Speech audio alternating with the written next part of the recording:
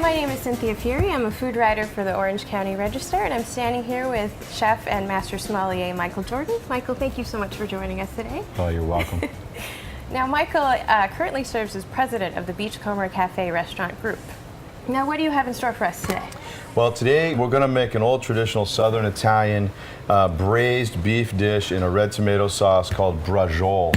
We're going to feature a lot of really great fresh ingredients. We've got beautiful Italian parsley, and wow, it's just coming in great this time of the year. And same thing with the fresh basil. For those of you out there that like to use what my dad used to say, the overuse of indiscriminate herbs. I think every really particular dish should have its herb flavors or its characteristics rather than using the same herb blend in every dish.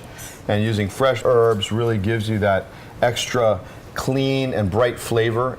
We're going to use some really high quality extra virgin olive oil today. We're also going to use some San Marzano tomatoes. And now San Marzano tomatoes, Cynthia, you know, I don't know if everybody knows, but when you are going to make a delicious tomato sauce, the best tomatoes in the world are true San Marzanos, and these you can really tell they're legit by what's called a DOP certified. Certified area of production really is basically guaranteeing you that these are San Marzano tomatoes from that place near Naples. We've got the undisputed king of all cheese. We got the Reggiano Parmigiano. We're going to start a beautiful tomato basil sauce. We're going to roll up some flank steak and stuff it and then braise that in the sauce, and that is going to be a feast. Well, we are definitely in for a treat today. I'm excited and I'm hungry. We better get cooking.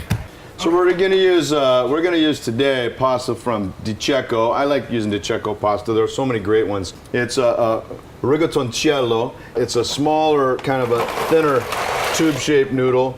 We've added a little salt, and now we're going to boil this for exactly 11 minutes so it comes out beautiful and al dente. Now we're going to quickly start our sauce because it's got to cook for a little while we're making the bracioles. Okay. What's really important is get the essential oil out of the garlic. You smash it a little bit so it's very easy to peel. And then this is one of my tricks I like to use. I like to take the flat part of the knife and actually smash the garlic. We're going to go ahead and chop it as well, but first I like to smash it. Now we're going to start our sauce, and we're going to start with a little good olive oil. And then we've chopped an onion, and that's going right in. And then I'm going to add that garlic we chopped. There's about 4 or 5 cloves. I always add the onions first because if you add the garlic first, it tends to burn. So how long do you cook the onions for?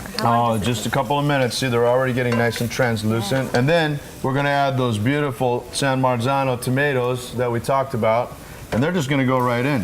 Oh, that already looks like a sauce. Yeah, it doesn't take a lot for this sauce. So now we're actually going to take our potato masher and just give it a once over.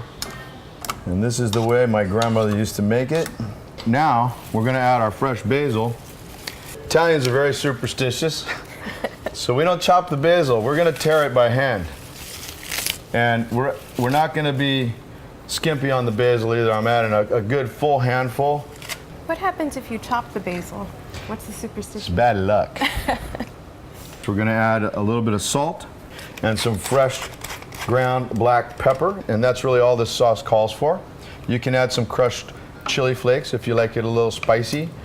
We're going to make the braciole, and braciole is really a very thin pounded beef that's rolled up with all kinds of delicious things inside. This dish starts with just a little bit of pepper. We're going to take a little bit of garlic and kind of flavor the meat with the garlic a little bit. Then we're going to add Reggiano Parmigiano, or you can use Romano cheese or a mixture of the two.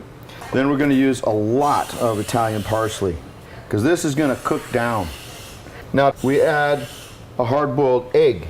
The recipe does call for pine nuts. I'm going to omit the pine nuts today. We're not going to use them, but we are going to use these delicious dried currants. We're going to roll these up. Now, my grandparents used to tie them, but I have found that you don't even need to tie them up. You roll them nice and tight, you brown them in the oven, and when you braise them in the sauce, they stay together. We've roasted these for an hour at 450 degrees. They're nice and brown and beautiful. We're gonna just put them right in the sauce. They look like giant meatballs. Big meatball. And then we're gonna braise them for at least an hour. You see it cut open, you can see the egg inside.